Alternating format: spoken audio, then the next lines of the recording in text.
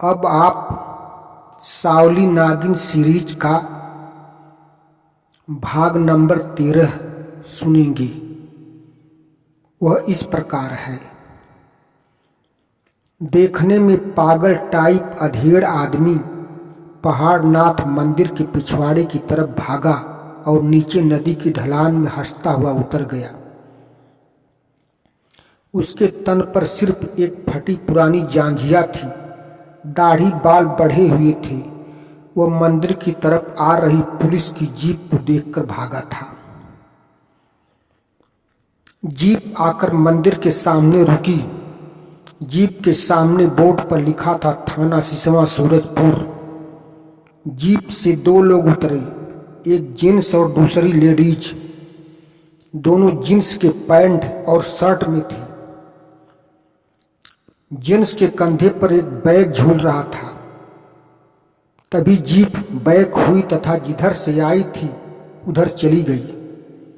यह दोनों लेडीज और जेंट्स आकर बरगद के नीचे चबूतरे पर बैठ गए। यह दोनों कोई और नहीं बल्कि सावली और कुंवर थे। कुंवर के सिर पर हैट था।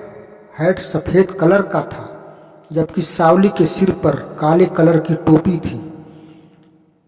पंछी होटल में दोनों रात भर के सिवा दिन में भी 2 बजे तक आराम किए थे।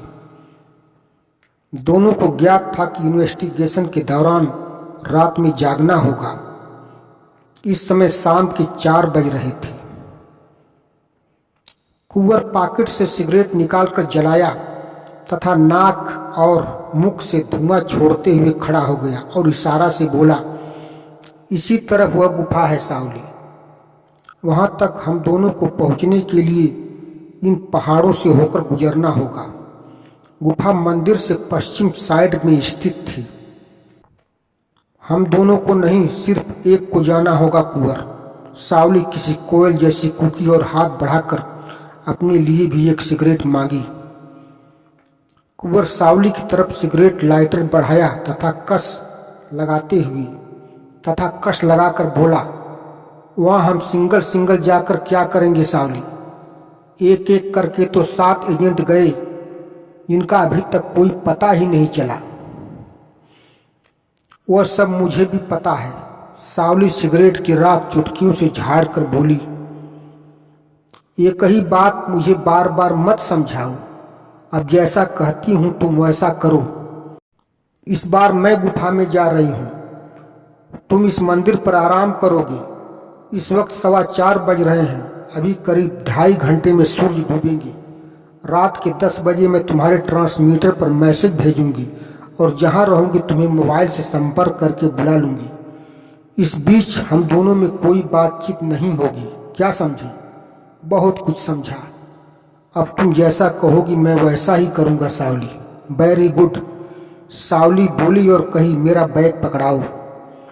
कुंवर सावली को बैग पकड़ा दिया और फिर सावली अपने मोबाइल सेट पर सरफरोशी की तमन्ना अब हमारे दिल में है कि धुन धीम आवाज में सुनती हुई बगल पहाड़ी नदी की ढलान की तरफ उतर चली।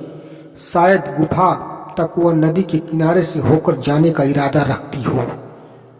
अब आप भाग नंबर 14 अगले एपिसोड में सुनेंगे। और यदि आप इस चैनल को सब्सक्राइब नहीं किए हैं तो सब्सक्राइब कर लीजिए और बेल आइकन दबा दीजिए। अब मिलते हैं अगले वीडियो में।